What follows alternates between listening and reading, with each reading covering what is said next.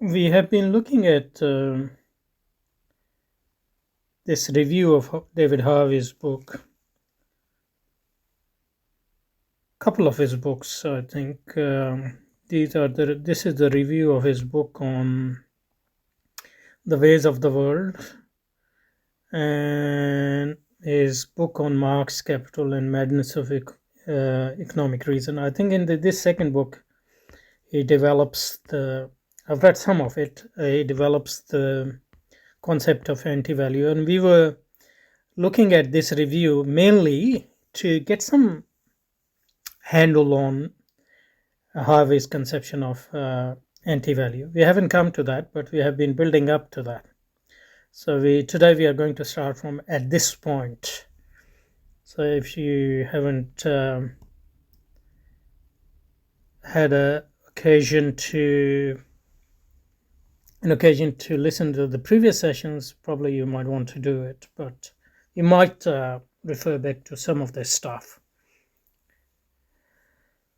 Because he was talking about crisis of overaccumulations. Crisis of overaccumulation occurs when the flow from production to consumption to accumulation stalls, and that stalls for many reasons. But one of the common reasons when capitalism matures is that the opportunities. For example, in recession, for example, people might not have enough money to buy things, or people already have those things and they don't want to buy new things. And the investment might stall because the opportunities for profitable investment shrink, because it's not just the profitable investment, but the capitalist corporations are always looking for increase in the rate of profit as well. So obviously things can easily get saturated. So there might still be profitable investment opportunities, but not enough to lure the business or the saving, not enough to lure the investment, etc. So at this point, so that's where we are starting today. So at this point, Harvey raises the concern that animates his study: the contradictory role of credit or interest-bearing capital in the circulation of value. Okay, so what is the contradictory role of credit? Now, credit is the heart of capitalism. Credit is the heart. So credit is the heart of capitalism.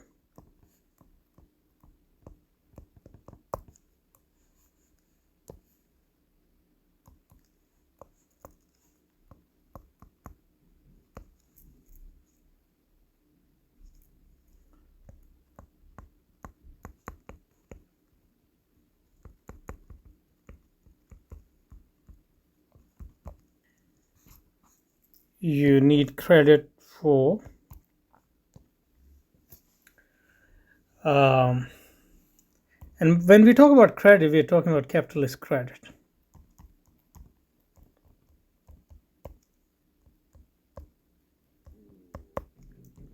Because obviously credit is not specific to capitalism.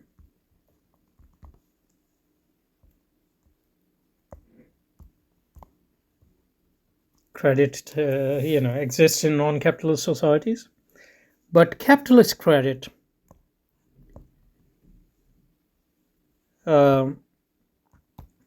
is specific to the capitalist society, and capitalist credit is the credit which is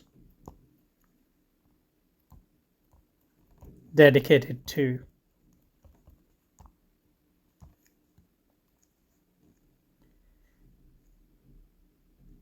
expanding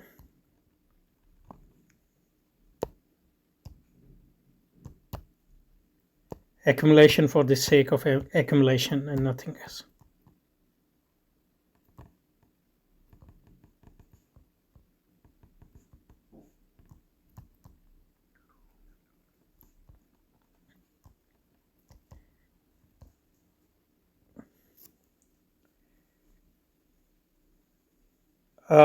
Non-capitalist credit, on the other hand, is used for investment and making socially determined rates of socially permissible types of profits, but it's not dedicated to accumulation for the sake of accumulation or for the continuous expansion of the exchange value.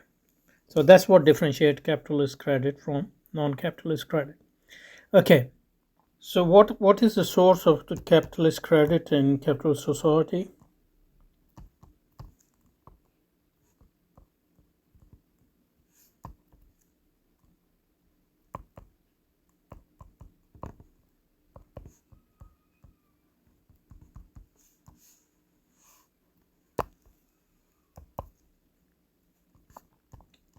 In a capitalist society,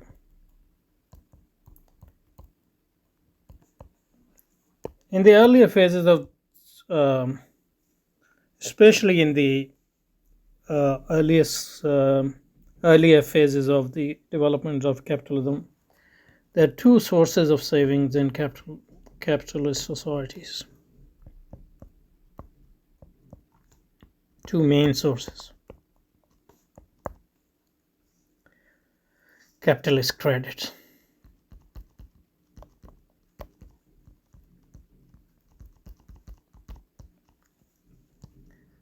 One is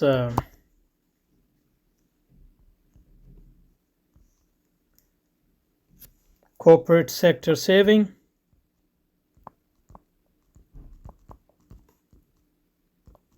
and the other is household saving.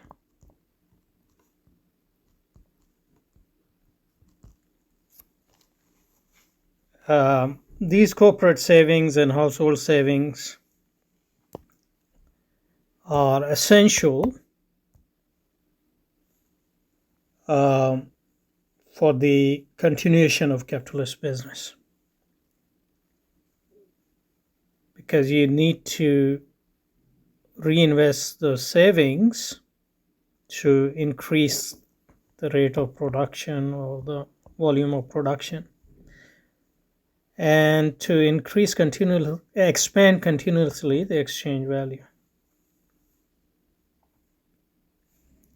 So that's the main purpose of it. The meaning of capitalist credit, its function and its main sources, at least in the earlier phases of capitalism. The source of corporate savings, the source of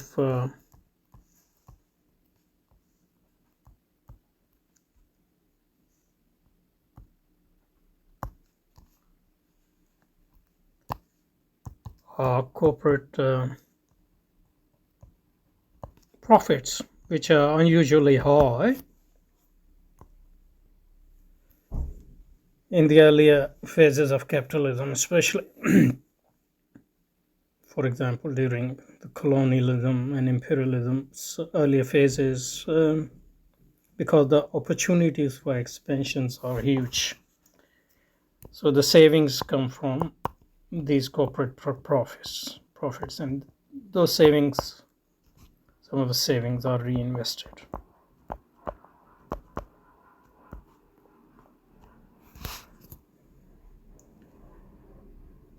But as capitalism matures,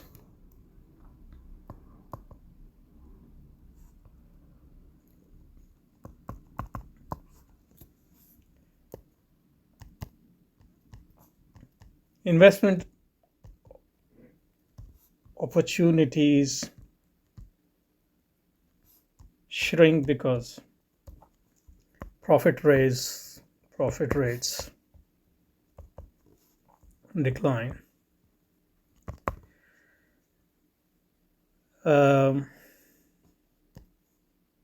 So in that case, the savings pile up.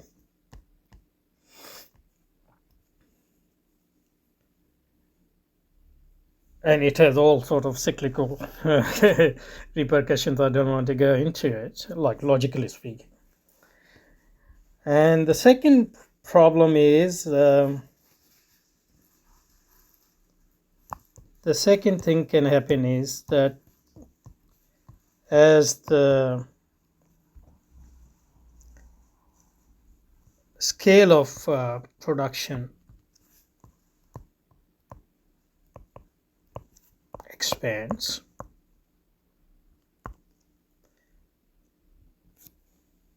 and capital intensity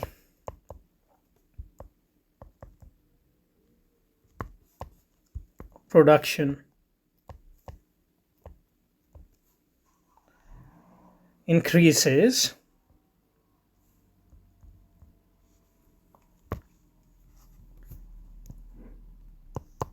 and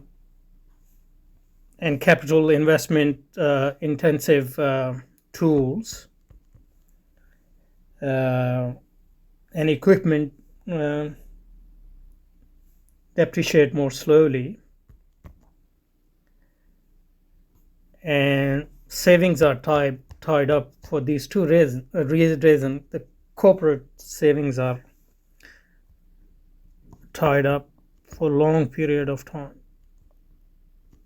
Then they have to go to banks and things for credit.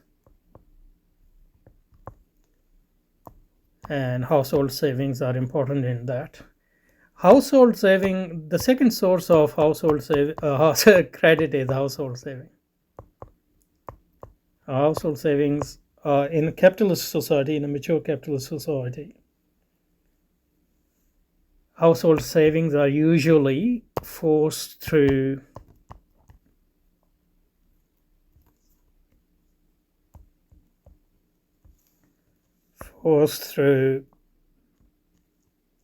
insurance funds,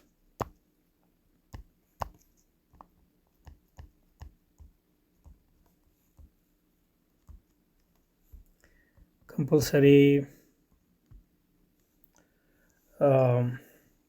pension contributions,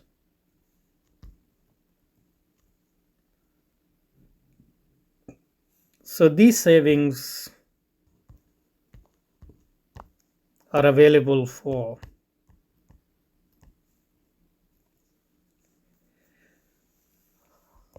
through financial instrument and financial institution, banks, etc. They are available for profit generation and capital accumulation. Okay, and that's why as capitalism matures, financial intermediation becomes more and more prominent and more important. Banks and other financial institutions as a generator of the capitalist credit. Okay, so that just wanted to give the background, because he's going to talk about credit, and when he's talking about credit, we should remember that he's talking about capitalist credit. At this point, Harvey raises the concern that animators study the contradictory role of credit. Okay, contradictory role of credit. What happened to this? Contradictory role of credit or interest-bearing capital, or what we call capitalist credit in the circulation of value. Okay, so he's going to explain that, so we don't have to worry too much. First, credit facilitates both production and consumption. Credit facilitates both production and consumption. Now, production, you need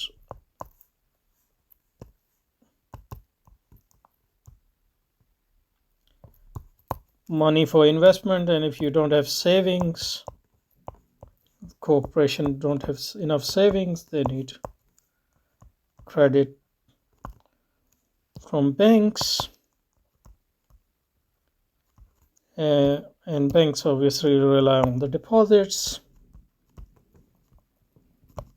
on the savings, household saving, and other business savings. And obviously, as capitalism matures, for the reason we just discussed, and their savings are tied up in long-term investments, then they need credit line. Now, household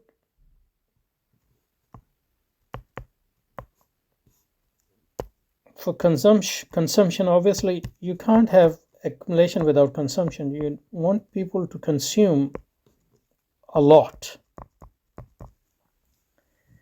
and as often as possible.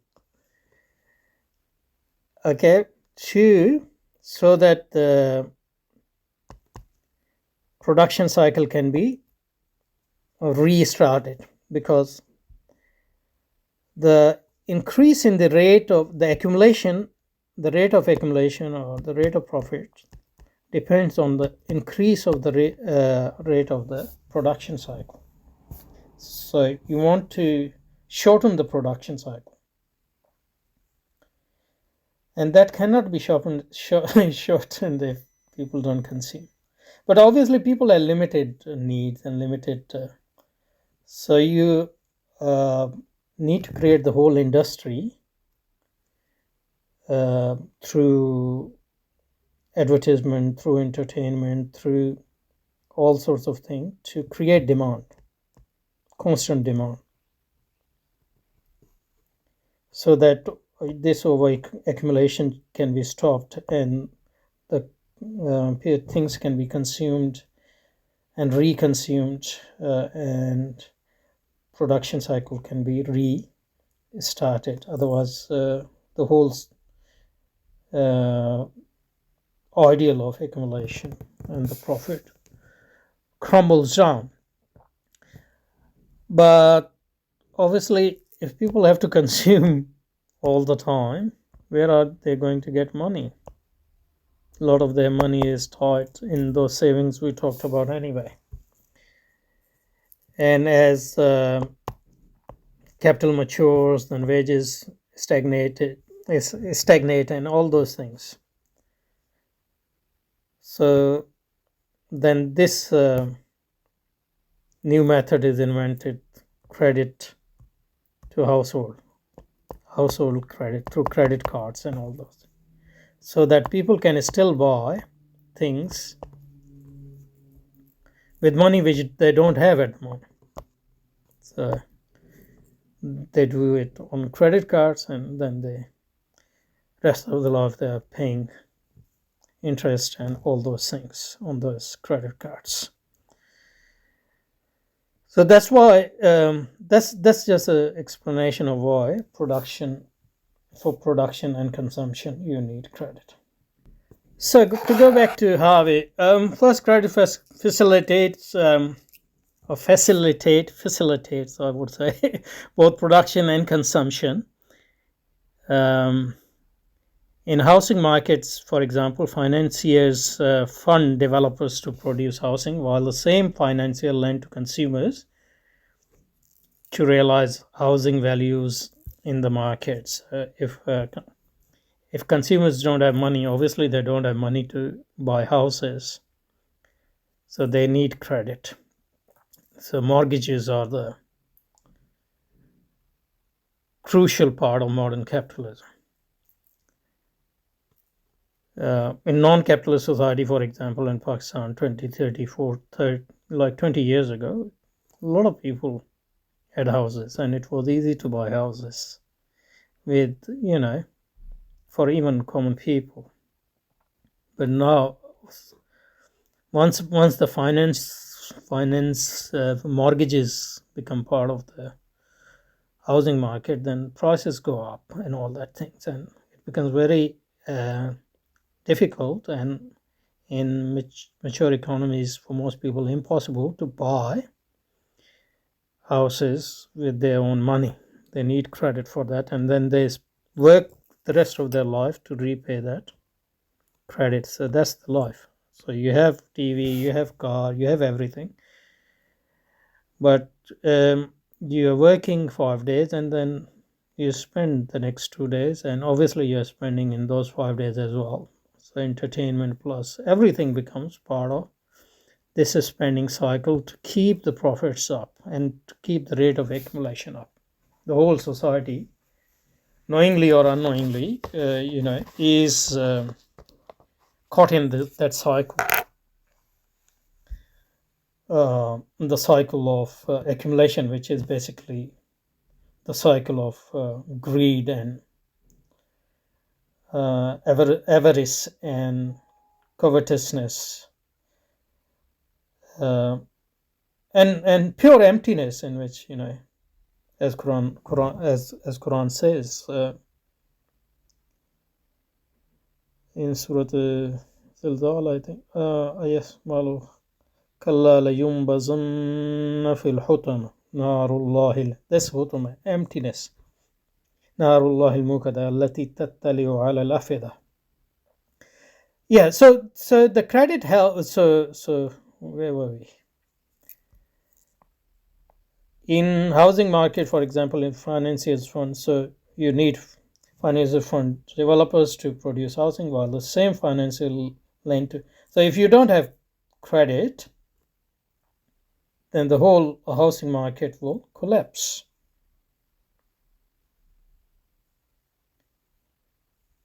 So the credit this is a very clear example of how credit is the lifeline of capitalism.